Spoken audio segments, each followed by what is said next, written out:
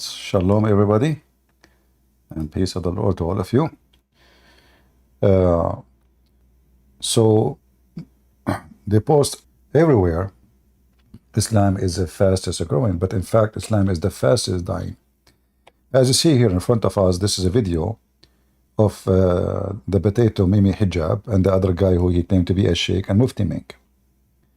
And the topic is that the fastest dying religion is Islam. Listen carefully. I hope the voice will come, sound will come clear for your side. As much as we say Islam is the fastest growing religion in the globe, I want to tell you something that I've studied. Okay. It's the religion with the large number of defectors, the largest number of defectors. Can you hear? Because the sound in the video, the original video, is not good. He said it is the largest religion of defectors. He said, you heard many people say is that Islam is the fastest religion, growing religion. In fact, it is the fastest religion of defectors, people who defect from the religion. Listen carefully again. As much as we say Islam is the fastest growing religion in the globe, I want to tell you something that I've studied. Okay. It's the religion with the large number of defectors, the largest number of defectors. So Islam is the religion of the largest number of defectors. You know, there is something maybe many people do not know about Islam. Islam is not like Christianity. Islam is a state before it is a religion, which means if there is no state, there is no religion. Islam without state does not exist. And you can ask any Muslim sheikh, they will say to you, if we don't have a state, there is no Islam. The Muslim, they divide the lands into two major lands, and then there is a third one. One is the land of war, and one is the land of peace. The land of peace is where Muslims are taken over, which means they do not need to kill anyone in that land because they finish everybody who is not a Muslim. The land of war is the land where there is non-Muslims. Now the land which is the majority are Muslims, but there is no Islamic state, this is called the land of fitna, which means land of bad and evil, land of trouble, land of bad things. So Islam is not a religion like in Christians, you know, that Jesus, he says, you go to your closet and you pray. Muslims, they've been commanded to force Islam on the population, otherwise Islam is not exist at all. So we have to force people to fast, we have to force people to pray, we have to force people to dress certain clothing, all kind of rules. You know, Islam control everything, including even what you say, what you dress, how you even, what kind of beard you should have, how long your clothes. Like as an example, you will notice that Zakir Naik, when he wear a suit, always his suit, let me see if I can find a picture of Zakir Naik. You will notice that always his suit is short.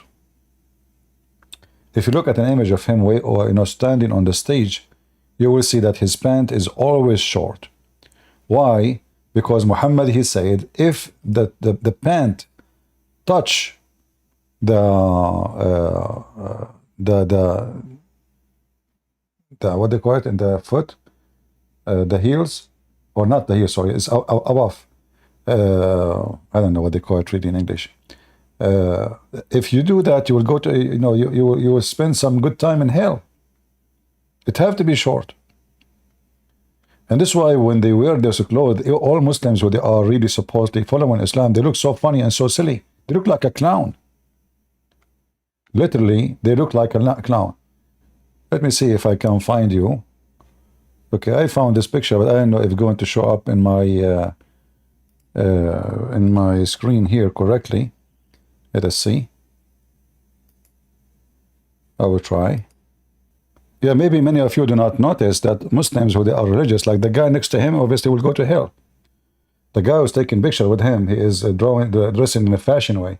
Haram, this is haram. You can search right now. There's tons of videos made by Muslims about how to wear your pant and why the pant should be short. So if the pant touched the feet, you committed a great sin. Allah will hate you, you know. So and you look so, I mean, look at this, you look really like a clown, like Charlie Chaplin. And you will find that all Muslim sheikhs, like Mufti Mink, if you see his dress, have to be short. All of them, you know. So Islam is not just, you know, like somebody believe in an idea, there is God, his name is Allah, and Muhammad is a prophet. No. This is why Muhammad, he said, he been commanded to kill all mankind until they do the following. And what is the following?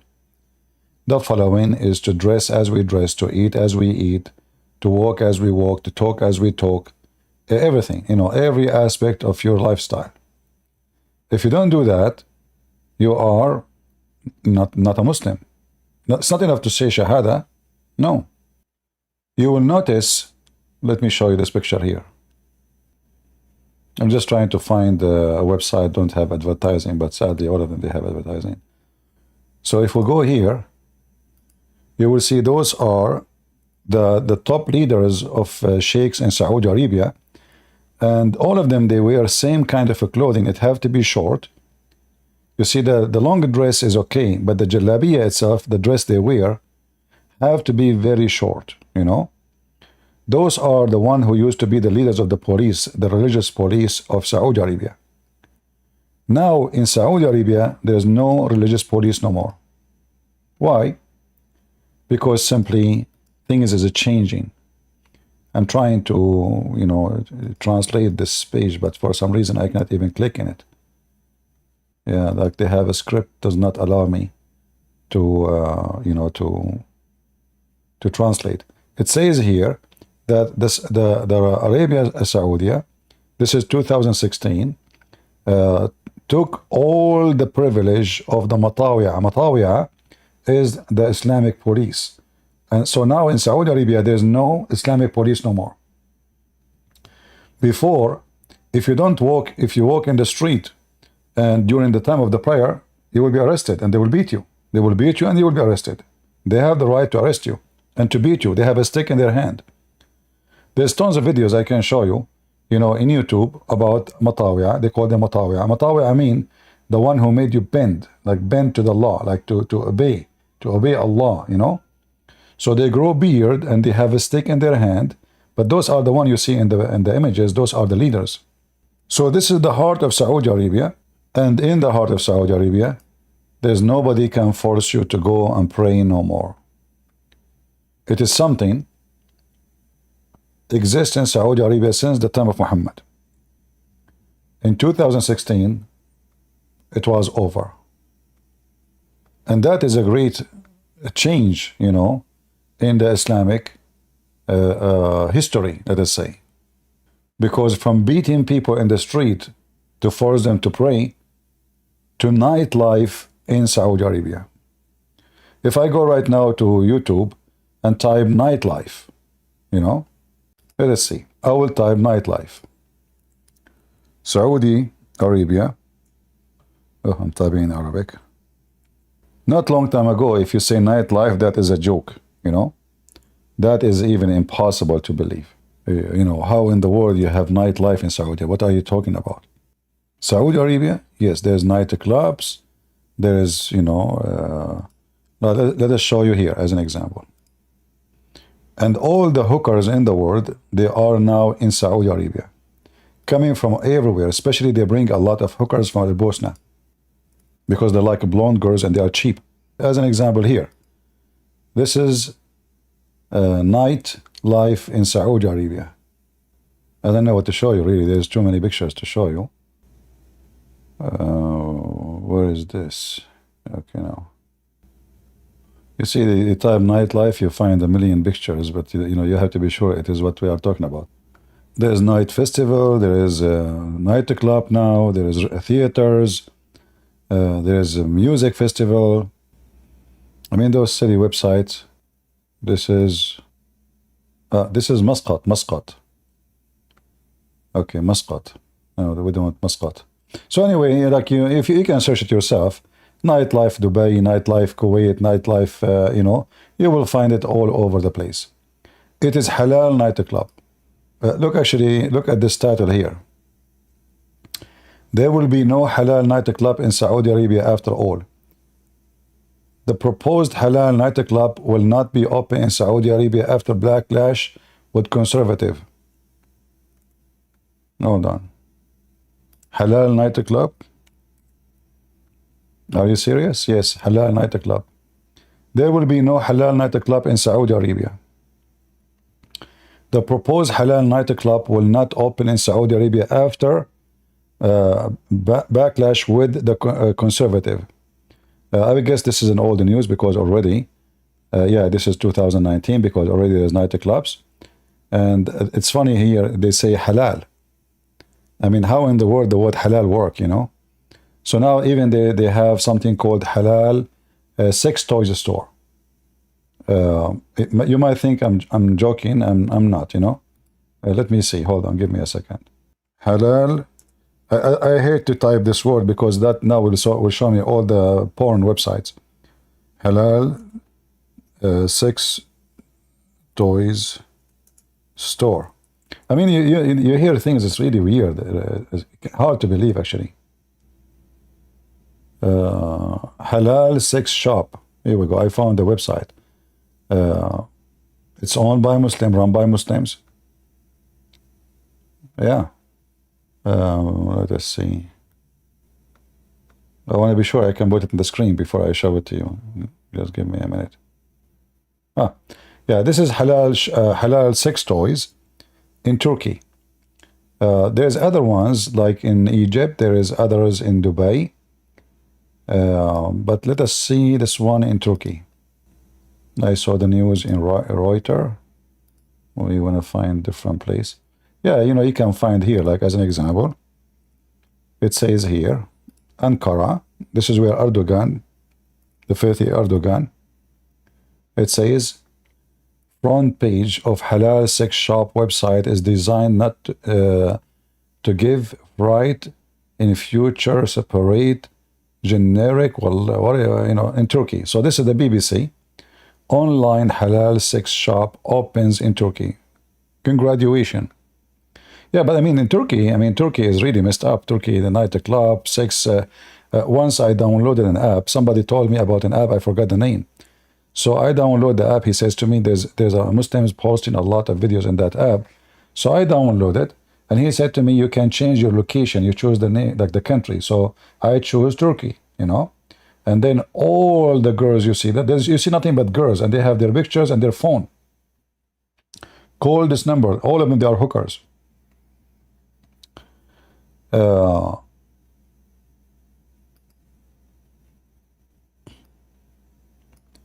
And you know, if we say like Turkey nightlife, this is the country where is the conservative Erdogan. He live. I mean, you will find endless videos of almost naked women. You can do the same in Dubai. You can do the same in all Muslim countries. So this is Turkey nightlife. Look at the party in the pool. Naked people in the pool. You know? Yeah, brother, mashallah, mashallah. And Erdogan, he gave us speeches and he want to take our churches and convert them into mosque. But his nations are naked, and this is the country of nightlife and drinking and drugs and prostitution. But he is going after our churches, historic churches, in order to convert them into mosque. When they asked them, okay, they asked the minister of Erdogan, why don't close the bars if this is Islamic, now you are an Islamic party. The minister, he says, if we close it, who is going to pay for your salary? Because Turkey, the major income they have is coming from this kind of lifestyle. Tourism, sex tourism, drugs, prostitution, you name it. So now going back to our topic, where Mufti Mink was saying to Mimi Hijab and the boy next to him, you are finished, boy. You're finished. Islam is dying. As much as we say Islam is the fastest growing religion in the globe, I want to tell you something that I've studied. I've studied. Okay. We have a Muslim lady in Discord. She said, Islam does not, government does not represent a religion. Well, this is true, but not in the case of Islam. Because remember, Islam is a state, and without a state, Islam does not exist. Because Islam, without enforcing rules on the population, it's not exist. So when you say the government does not represent the religion, you can say the government represents the people. That means the people who live in this country don't want Islam to rule them. Otherwise, you see, Islam is like Judaism. Judaism in the time of Moses, the king is a prophet, the law is the Torah, is the Ten Commandments, is the books of Moses.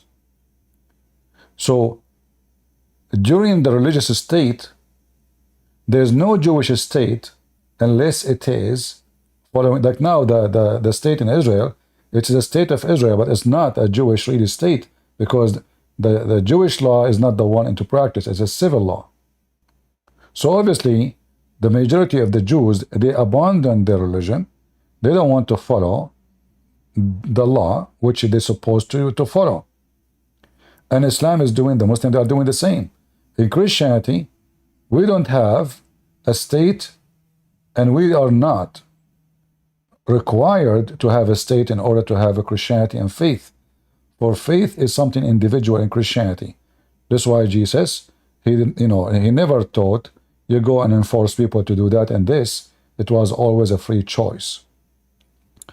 But in Islam, how you can, and how you explain a country like Algeria, they refuse the Islamist party. A country like Egypt, they kicked out the Muslim Brotherhood from the government. And soon that will happen to Erdogan too. In fact, in Turkey, the majority are not Muslims. But as usual, when the Islamists take up the government, it is almost impossible to kick them out unless you make a bloody revolution, like what happened in Egypt. This is why the Muslim Brotherhood in Turkey, right away, they took all the officers, they put them in jail, all the officers who they are not Muslims, which means they are ex-Muslims. They took them off, they replaced all the high command with supposedly people who they are loyal to Erdogan. And we witnessed that there is many coup was almost happening successful to take off Erdogan. And Erdogan is going to go sooner or later. The only issue that his enemies, the secular, they are not united. They are very much divided. And this is why Erdogan is still in the office. He corrupt the election, and his enemies, anyone who open his mouth, he make a case against him, he put him in jail. Like the same as Joe Biden now doing to Trump. They are learning in USA from the Muslims how to go after your election opposition. So for a Muslim, you cannot have, otherwise who need the caliphate? Why you need a caliphate? If Islam can exist without a caliphate, then you don't know why you have it. Why the true religious Muslims are struggling to establish a caliphate state? Because the truth is, all Muslim countries, including Taliban, they are not practicing Islam. Including Taliban. You see Taliban? Including them. And as you see, there is a huge change happening in the Islamic countries. Islamic law is not enforced no more, even though until now, many of those countries, the source of their law is Islamic law, like marriage, divorce, etc. But practicing what Allah command to practice, now it's not the case. And this is the beginning of the biggest collapse where Islam will be gone. You see, I believe Muhammad is a false prophet. And there's no question about that. But in the same time, Muhammad, he prophesied himself that Islam will die. In fact, Islam died as soon Muhammad died. We know the history. You can search right now to the war for something called the War of Apostate. If this is the time where Muhammad is just died, which means Islam is afresh, this is the true believers, and then the majority of people, they decide to leave Islam, and then the Muslims, they launch an attack again, and those who they are getting the benefit, the soldiers, the gang, Because now, if those people they defect from Islam, who is going to pay us money? How we can collect money? How we can be rich? How we can be kings? So Abu Bakr, he launched a war. It's called the War of Apostate, and there is the biggest sheikh in the Muslim world today. He is the head of the Ulama Council, which means the Scholars Council, and he is from the Muslim Brotherhood. His name is Al-Qaradawi. He said, if not the sword, Islam is dead long time ago. I can find even the video on YouTube. If not the sword, Islam will be dead long time ago. Now, the internet came. Before, in order for me to be like speaking to thousands of people or millions, I have to have a TV station. In order to have a TV station, you have to be approved by the government. You have, everything is under control. And if you say one word out of their somebody acceptance, religious acceptance, they will shut you down, even they will kill you. Now, you do not need that. The TikTok is beating any TV station. The nightmare of Muslim wars today is TikTok. They use TikTok to fool people to convert to Islam, but the same TikTok, a lot of people leave Islam too. And those who convert to Islam, they might convert for a week, for a year, for a two, and then sooner or later, they will find that Islam is a fraud. There's a guy, his name, Brother Ishmael. I don't know if you know him. Anyone heard of him? I remember me, myself, making videos to get this person busted. Me, myself. I made many videos, actually. So this guy, he converted in a very young age. And not only that, the Muslim, they invested on him, hoping that he can be used to make people, convert to Islam. And he worked so hard, actually, to make people convert to Islam. Let me show you his page. If you want, you can join him too. Now, I do not know if he now is a Christian. I heard somebody saying he is a Unitarian, he don't believe in Trinity. If that the case, he's not a Christian yet. But at least he left Islam. And the bad thing the Muslim they did, they sent this guy. Hi. This guy, the Muslim, they invested on him and they sent him to Saudi Arabia so he can study Arabic and study Islam.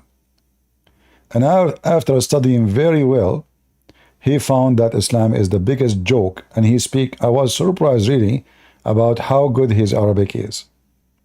He read Arabic. Maybe is not good in speaking Arabic as, like as an accent, but he read Arabic very good when he read the classic Arabic.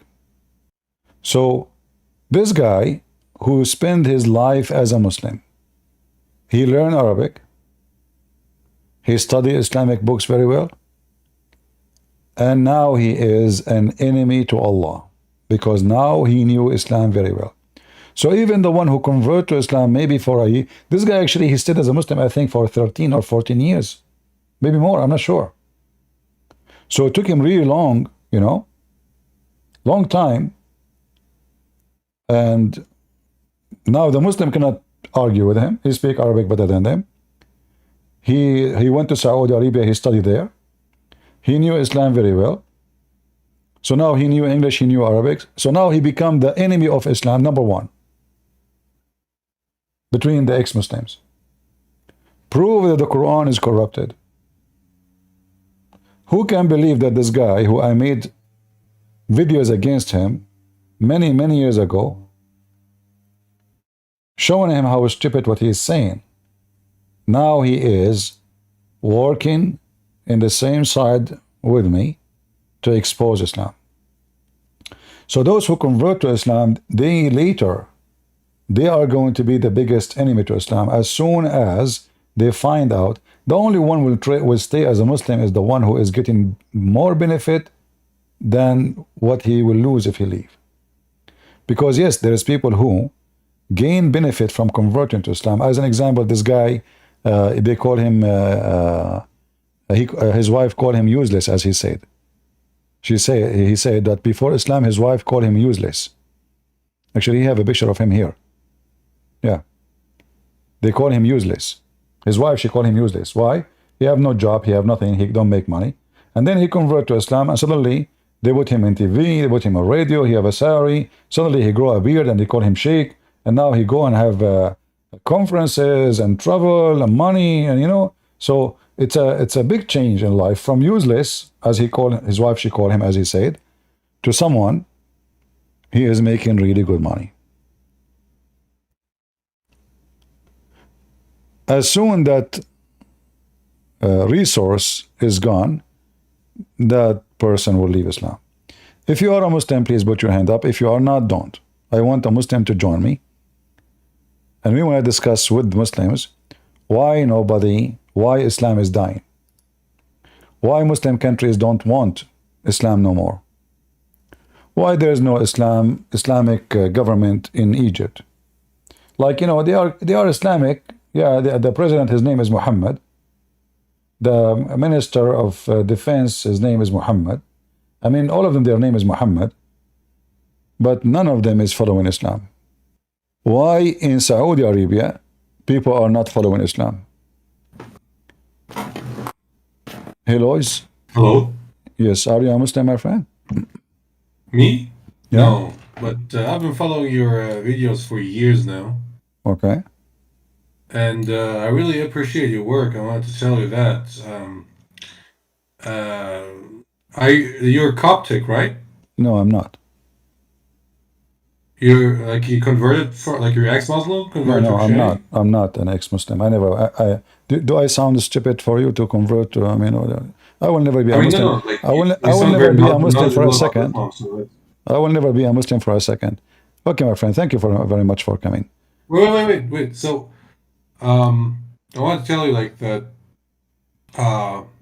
so Saudi Arabia, they're probably they're not Muslim because now they realize it's the money, with all the business and international relations that they're having, and with if it's about Islam and Sharia law, they can't hold that up, putting the ideology over the money.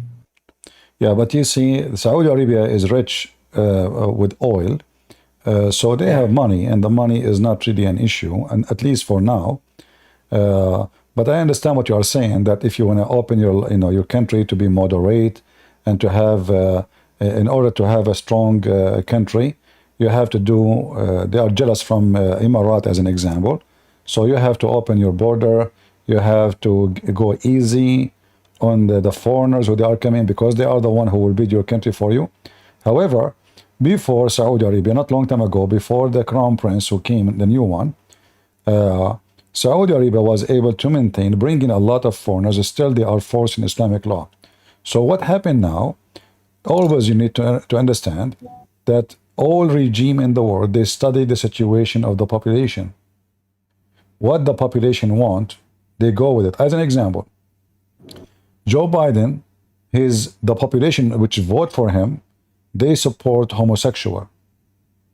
So Joe Biden, he put the flag of the homosexual in the White House, because this is who the one who they support him.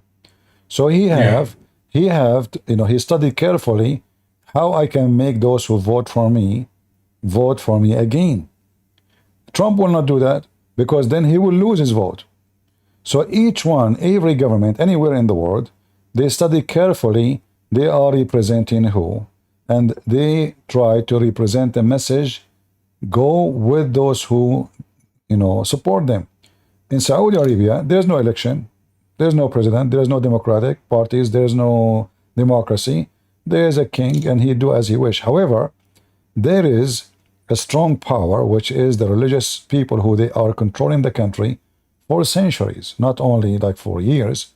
So in order to overcome those, the crown prince, he studied carefully which one now is the major force, the religious force or the young population who want to have a freedom from Islam.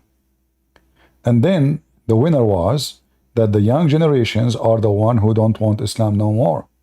So he was able to say no more Islamic police, no more forcing people to pray, no more closing the store during the prayer time.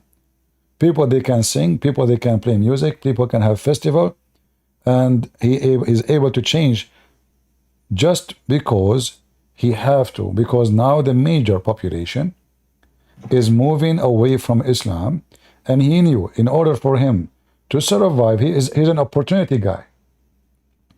So if he don't take the opportunity to change, the population will change him. Do you understand? I understand. Yeah. So you're saying that Saudi Arabia's youth doesn't want Exactly. They don't want, actually from long time they don't want. But now things became, because now people, they, after having money and oil, they travel around. Many, they go to the West and they study and they have university degree. Even though many of them, they are false degrees, like from stupid universities, they have no accreditation. But still they learn a lot from abroad, how people live, and they come back. Almost every Saudi, he spend a month or two every year abroad. So those people who go abroad and then they come back, they found that their country is like a dark box where life is not exist. So they don't want to live like this no more. And the government, they study carefully. The Saudi Arabia have an extreme spending for secret police, as all Middle Eastern countries. Secret police, which means those are the police, they have the highest resources, salary, and power in the country in order to prevent any movement against the royal family or the king or the president. So they study the situation, what the people want, what is the right thing to do, and they go with it. So the crown prince, when he decided to forbid the Islamic police from existence anymore, he closed their offices. Even he put many of them in jail, and any sheikh he opposed him, he put him in jail, because now he understands the population support him. If the majority of the country are still Islamist, the crown prince will not dare, because his own security guard, they might kill him. You know what I mean? Because if I am surrounded by people who, all of them, they are religious, and they will not accept what I'm doing, well, I am going to be killed for sure. Yeah. So you're saying so do you think, according to that, Saudi Arabia might become secular in like 10, 20 years? I believe that Saudi Arabia already becomes secular. The only thing we can say it is not. They have still to follow like the Islamic law, like for marriage, for inheritance, but the rest is secular, because as long as you can have party, you can you can even have festivals. I mean, those are totally against Islam. Muhammad made it clear that the one who do those things, he is the enemy of Allah. He's an apostate. You know, he will go to hell. So when Saudi Arabia go that far, obviously Saudi Arabia don't care anymore for anything it's called Islamist. So already it is a secular, and I was really, me myself, surprised, because I thought when this guy, he announced that the Islamic police are forbidden no more, you know, you cannot allow them no more. I thought a revolution will happen maybe in a few months. I thought this guy will be assassinated extremely fast, but nothing really happened, you know. That's mean this guy, he knew what he is doing. As I said, he is totally in control, and the major of the population, they want that to happen. You know, who in the world can believe? You know, I can tell you stories about Saudi Arabia. It's hard to believe. As an example, a person, he have a bunch of ducks in his house, and those ducks are not real ducks. They are made from cement. So he made the flower containers look like ducks. Somebody reported him. Yeah, somebody reported him to the Islamic police and then to the Sharia court, and they came to his house and they brought the guy with the sword, and they read the article from the court to behead the idols. And hundreds of Muslims in the street, they were shouting. They opened the whole door of the villa. If you are there, you think there's a crime happened there. I mean, something bad happened. Tons of police cars, hundreds of people, and the guy wearing a mask, he have a very big sword, thick, you know, like very wide. It's like almost 10-inch wide a sword. And then the sheikh, he read the command of the court, and then the guy, he shout in the name of Allah, and then he cut the head of the duck, which is made from cement, And all the Muslims says, Takbir, Allahu Akbar, Takbir, Allahu Akbar. And the guy was arrested and he took to jail. We do not know what happened to him. Nobody see him again, you know? All of Yeah. this because he have a bunch of ducks made of cement. He's not worshiping the ducks. I mean, it's just container for flowers. This guy, he was abroad. He saw them somewhere. He decided to make like them. So, you know, somebody reported him. This is how savage the country was. The first bicycle came to Saudi Arabia. The bicycle was arrested. The bicycle itself. They took the bicycle to the Sharia law court and they accused the bicycle to be the bike of the devil. And the guy was jailed. Nobody knows for how long. So you are in a country where people are arresting the bike. This is not long time ago. They never saw a bike before.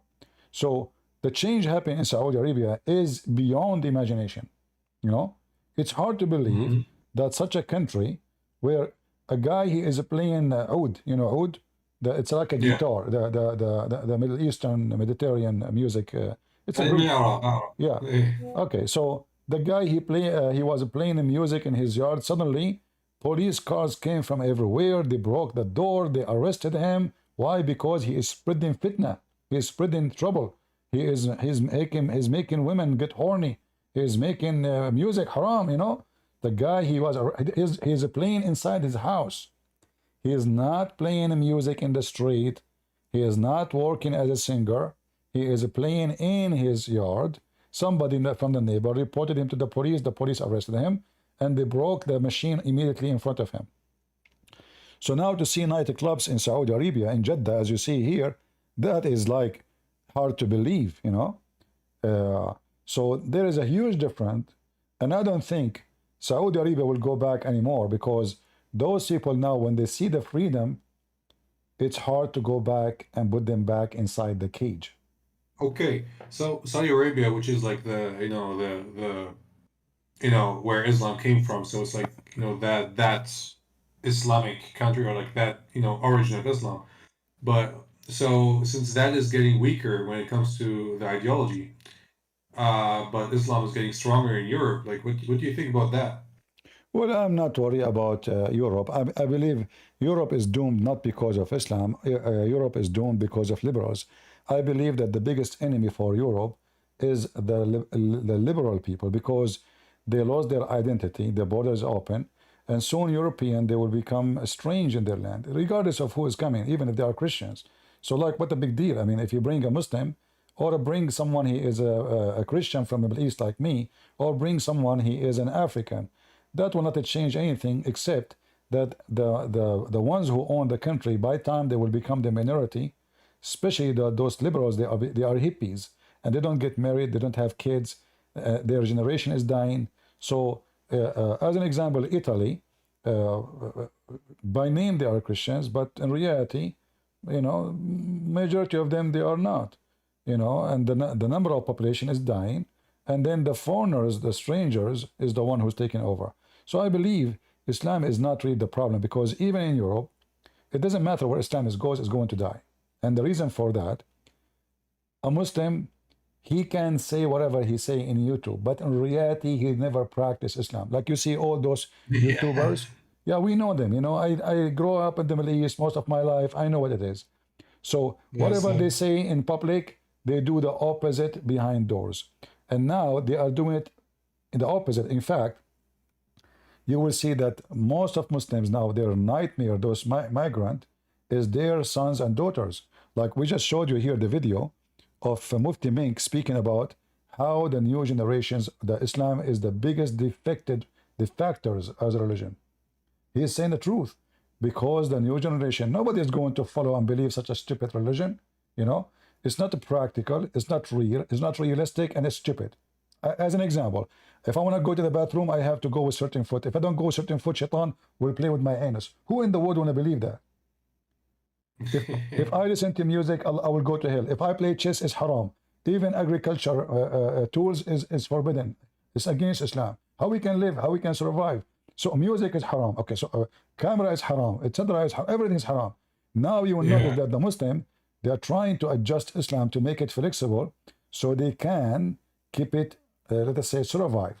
So now suddenly The Muslim, they have a music, Islamic music, but music was always haram. So now they're trying to copy the Christians, and they notice that music is a must. You cannot run away from music.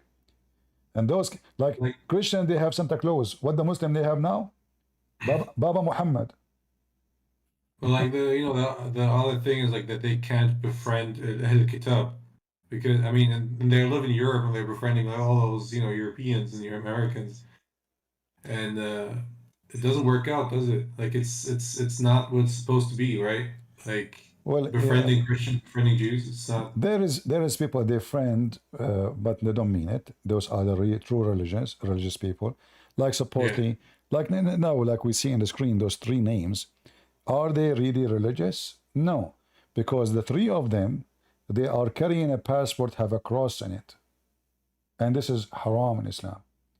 The three of them, in order to have a passport of that country, they have to swear loyalty to the king of the land and the government of the land. And this is forbidden in Islam. The one who do that is an apostate. Chapter 5, verse 51. Whoever of you take not Christian and Jews as a friends, and the one who take them as a friend, he is one of them. He's what? Right. He is one of them. So he's one of them. So he's murtad. Exactly. So they claim that they are conservative, they grow beer, they make a lot of money from this business, but in reality, none of them is a business. None of them is a Muslim. They try to justify it. They say, we know we are doing taqiyya. No. You see, even taqiyya, there's a border for it. There's borders. Like when the Quran speak about taqiyya is when you're supposedly you are trying to hide your faith. Something about your faith will be bad, but why you are going to? You can go and live in a Muslim country, like why you are going to swear in the name of a queen of a country, and this country is considered as your enemy, right? Yeah, it doesn't make sense. I think we have somebody from Senegal, maybe. Jafar? You feel me more than you feel your God. You're dumb. Just shut up, son of Muta. Okay. I want to tell you about me because many people have seen like in the comments writing that I'm a Muslim and I'm a liar and all that. Yeah. So basically, I'm ex-Muslim. If you want to take it like that, I'm from Baghdad. And my origins, ethnically wise is Kurdish Jewish, like Jewish basically, as you take it. And once we left Iraq, I got back to like most of my family, like we left Islam. Burned the Quran, burned the hijab because we realized that what the fuck was that shit. Let us not use bad language, please. Without bad language. No bad language, please. Sorry. So I got back to my ways, like to my origins, which is Jewish. And I could be you can call me ex-Muslim or like Jewish revert, like it's all right. Basically, it's what I was born. I am a person who encounter ex-Muslims every day. I spend hours talking to people leaving Islam or thinking to leave Islam every day. So your story is nothing new for me. However, obviously there's a big change happening in Islamic countries, and Islam looked like was able to accomplish some kind of image for some time because of the money of the oil. And I believe this era is going to be demolished very soon because science is forcing itself to change the oil era. Like one of the good things, you see, I don't like this global warming theory stuff. I don't even believe in it. But one of the good things about this, that the global warming supporters is the one who is going to kill Islam. Why? Because the reason Islam is still surviving is the money which is coming by trillions, not only billions, from oil countries. All Islamic countries, those kings, just to make themselves look like they are really Islamist. But in reality, they are not. Like now, the Saudi king or the crown prince, he is, in everything he do, is against Islam. But then he'd go and he'd say, we want to build a mosque in New York. So those, because there's still little groups of those who they are Islamist, He will make them happy by giving some check of money, and here we go. He make a donation. So still, the money is the fluid of the money is coming to sponsor the garbage of Islam in the West. However, that money is going to dry out as soon as the energy system change. And I believe the energy system is changing so fast. You see, it's not the electric battery only or those things. No, I believe there's way more energy. Like now, every day we hear news about new scientific discovery for energy supply. So things will change so fast, and then Islam will die even faster. Right. Yeah, so we will see. But How like for example, when people in the West, like Muslims in the West, say that ISIS has nothing to do with Islam, even though they know exactly that it's not true, actually wouldn't you say that that is ISIS, taqiyya? you see, ISIS, the reason of ISIS existence because Islam is dying. It's not Yeah. because Islam is doing good.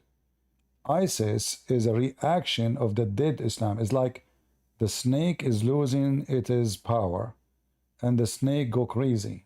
You know, it's like when you slaughter the chicken jump like crazy. It jumps 6 foot high.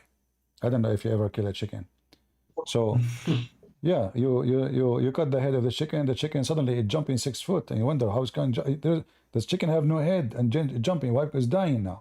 So the chicken Islam is dead, and ISIS was a reflection of that death.